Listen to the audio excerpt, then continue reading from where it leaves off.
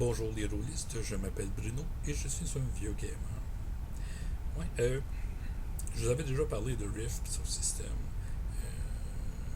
Puis, disons, j'avais fait quelques campagnes avant que j'étais à Saint-Hyacinthe, à Québec. Euh, Avant 2005, je n'avais pas vraiment rejoué. Et là, je m'étais fait une copine qui était une joueuse, on habitait ensemble. Puis elle aimait ça tous les soirs faire une petite partie de quelque chose. On a joué à Rose Unlimited, après la bombe, ainsi de suite. Puis, mais je pense que ce qu'elle a aimé le plus, c'était jouer à Rift. Elle s'était fait un tigre mutant, qui s'appelle Diego. J'ai malheureusement pas grand chose de Diego, il a parti avec ses fiches. Puis moi, ben, comme une PC, j'avais fait là.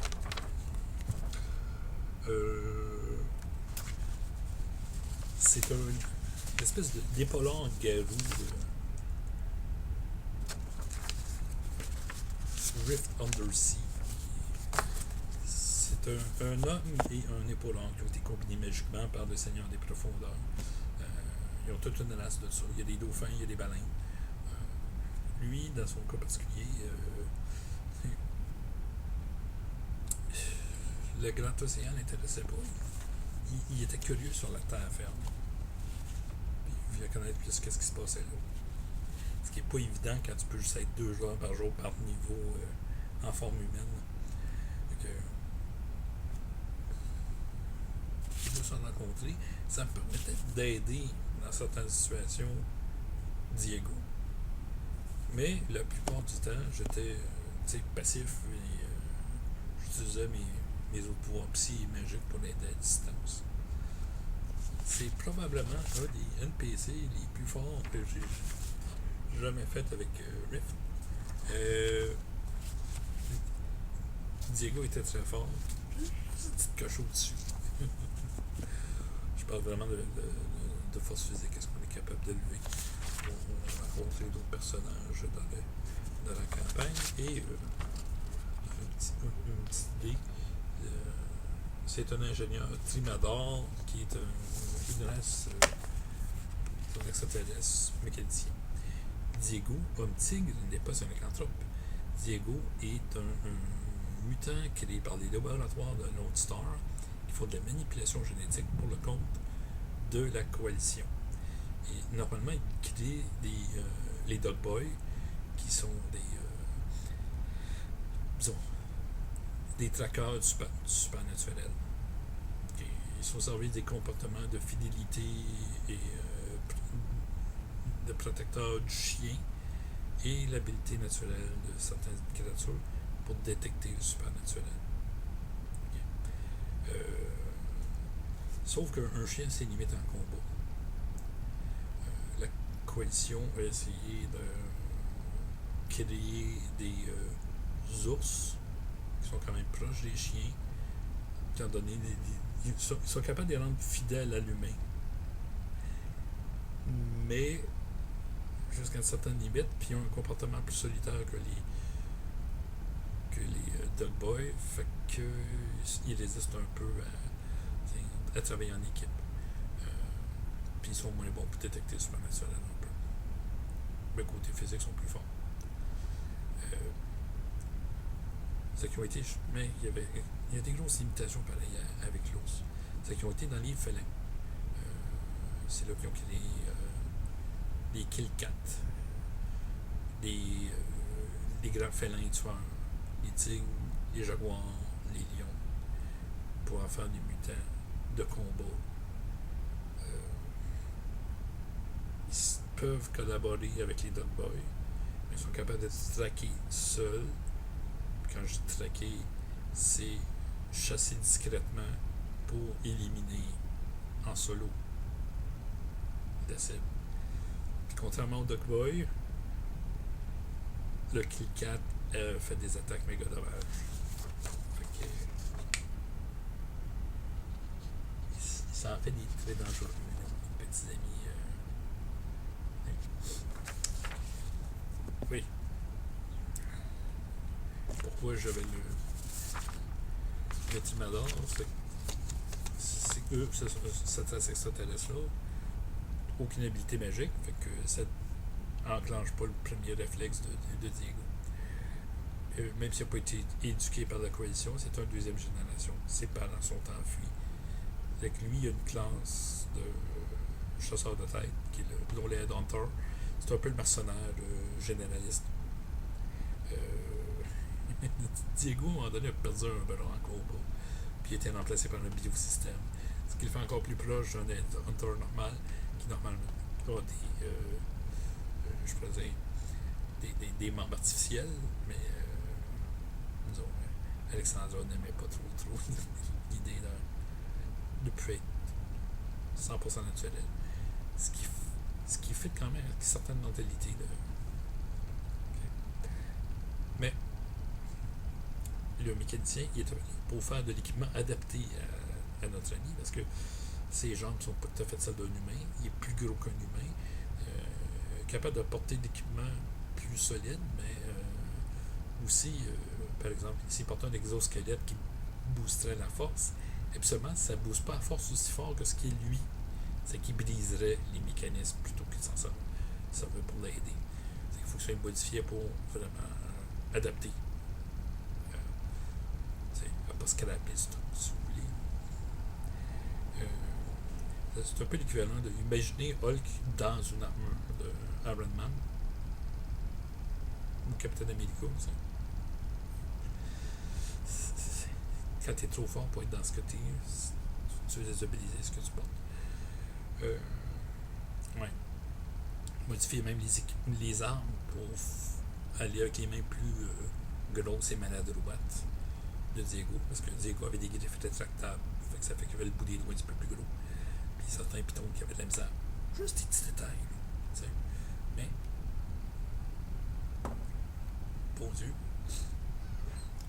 ça faisait dans le feeling, ça aidait un petit peu le style de la campagne.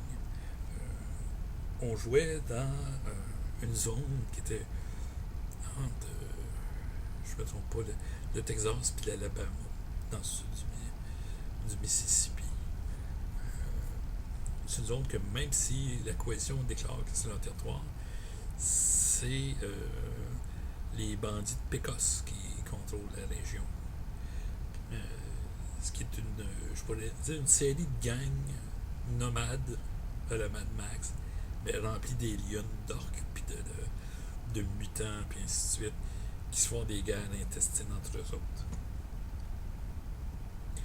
Le plus dominant dans la place, c'est le seigneur Lazare, qui se fait aussi appeler l'empereur Lazare, qui contrôle le plus gros groupe.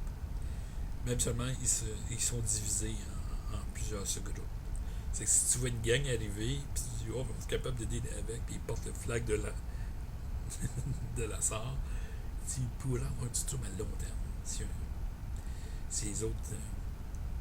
Supposons que c'était juste un groupe de reconnaissance, puis t'es massacres. Ça se peut qu'il y ait une autre gang plus grosse qui arrive en arrière. Peut-être 2 jours après, puis soit longtemps parti. Mais ils vont te traquer, là. Tu t'es pris à la sorte. Puis ils vont dire aux autres, hey, on a un groupe qui s'est fait attaquer. C'était pas la coalition. Ah, ouais? C'est laquelle des gangs? C'était pas une gang, c'est un petit groupe. Probablement des mercenaires. OK. On les entoure. Puis quand on les entoure, ils peuvent encercler une grosse zone puis rétrécir le filet facilement. Au nombre qui sont. Ils en sont au-dessus de 15 000. Ça rend pas un job de chasseur de primes facile. Ouais, c'est un gars dans. Ouais, un gars de la sorte. Ah ouais. Si tu plates un peu, j'irai pas courir après. En tout cas, moi, c'est mon opinion. Mais on a joué mercenaire dans ce coin-là. Moitié chasseur de primes, moitié à contrat. Absolument, on s'attaquait à des gros monstres que le monde avait de la misère à dealer avec. Là.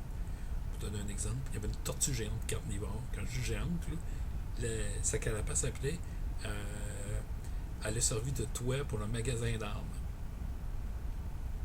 Ouais, oui. Je dis un gros dos de tortue avec des pics. Là. Puis ça sert pour un de toit d'un magasin.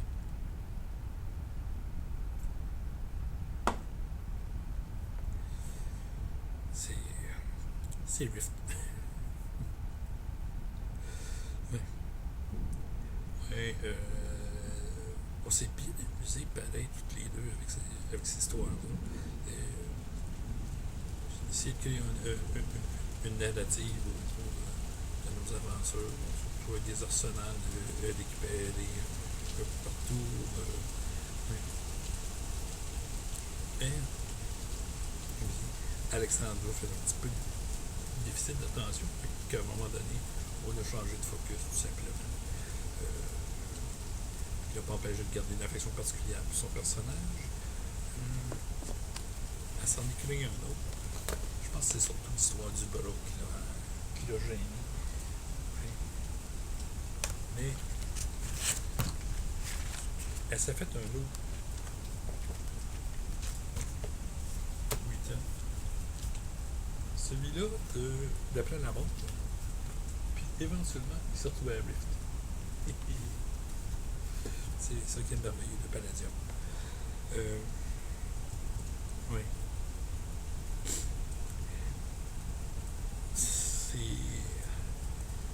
Moi, ma petite question, c'est est-ce que vous avez fait jouer quelqu'un avec qui vous étiez en couple, juste, même si vous aviez d'autres games avec d'autres personnes en même temps, mais juste des petites gangs particulières, puis comment ça a été?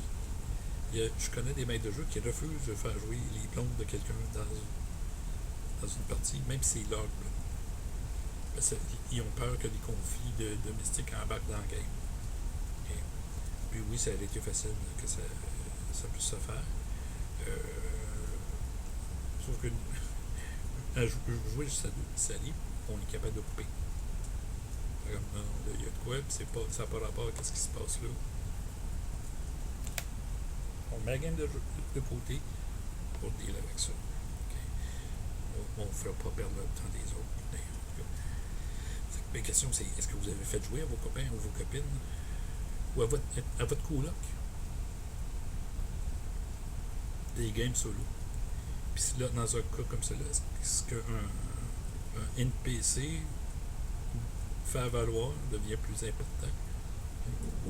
Moi, même si j'étais probablement plus puissant que Diego, j'étais très naïf, puis je pouvais pas être actif tout le temps. Je connaissais pas le monde de la Terre ferme. Fait que ça m'évitait de prendre le lead héroïque. Je servais souvent juste à occuper le monstre pendant que Diego trouverait une vraie solution. Comment arrêter le monstre. Fait que, est-ce que vous avez fait ça? Faire jouer quelqu'un d'autre qui était avec qui vous viviez? Puis est-ce que ça a bien marché? Est-ce que ça a mal marché? Laissez-moi vos réponses dans la section commentaires. Puis ça va faire plaisir de les lire.